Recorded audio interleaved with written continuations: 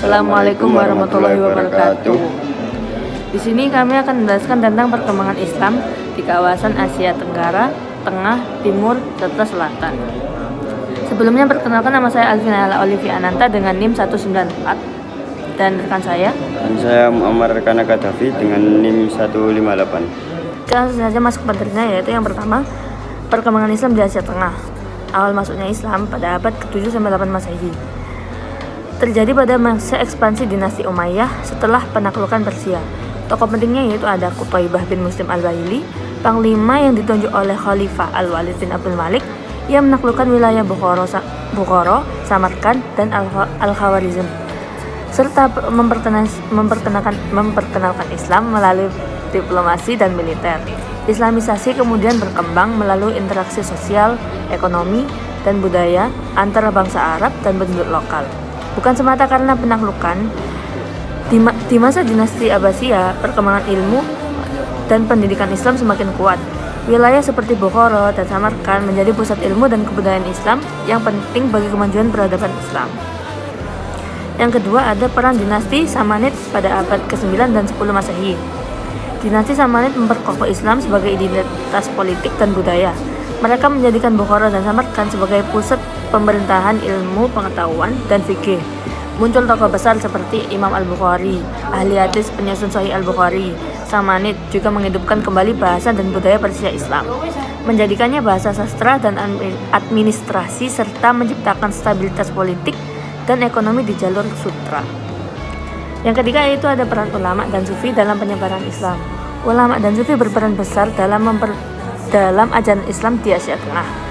Tokoh penting seperti Imam Al-Bukhari yaitu ahli hadis dan Ahmad Yasawi, ahli tasawuf, menyebarkan Islam melalui pendekatan spiritual dan etika yang lembut, sehingga ajaran Islam mudah diterima oleh masyarakat sekitar, termasuk kaum nomaden.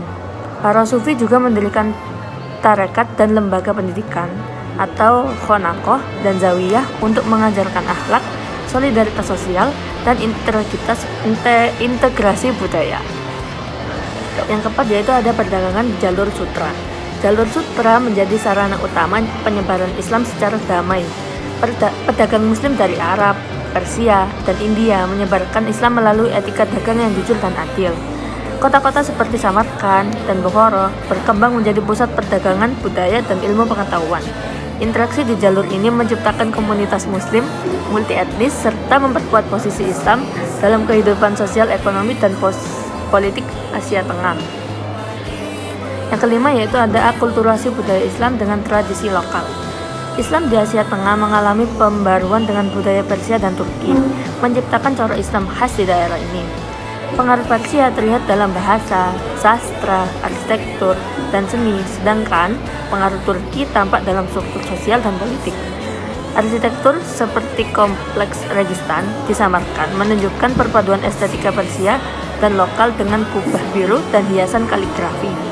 Nilai-nilai Islam berpadu dengan adat setempat, melahirkan Islam yang moderat, toleran, dan berakar kuat pada budaya lokal. Yang materi selanjutnya perkembangan Islam di Asia Selatan. Yang pertama, awal masuknya pada abad ke-7 sampai 8 Masehi. Pedagang Arab Muslim singgah di pesisir Malabar atau India Barat sejak abad ke-7. Tahun 711 Masehi, pasukan Muhammad bin Qasim dari dinasti Umayyah menaklukkan Sind atau Pakistan, menjadi awal pengaruh politik Islam di kawasan ini. Yang kedua ada dinasti dan kekuasaan Islam. Perkembangan Islam berlanjut di bawah dinasti Ghaznawi pada abad ke-10 dan sampai ke-11, dan Kesultanan Delhi pada abad ke-13 sampai 16. Puncaknya pada masa dinasti Mughal pada abad ke-16 sampai 19, yang menjadikan India pusat besar pada peradaban Islam dengan kemajuan seni, arsitektur seperti Taj Mahal, dan ilmu pengetahuan. Yang ketiga ada faktor perdagangan dan dakwah sufi.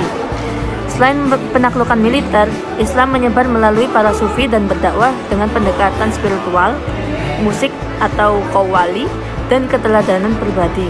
Pedagang Muslim di Gujarat, Bengal, dan pesisir India turut memperluas pengaruh Islam secara damai. Yang keempat ada akulturasi sosial dan budaya. Perkawinan antara pedagang Muslim dan penduduk lokal mempercepat proses Islamisasi. Terjadi pembauran budaya dalam seni, arsitektur, dan bahasa. melahirkan bahasa Urdu yang dipengaruhi Persia, Arab, dan bahasa lokal.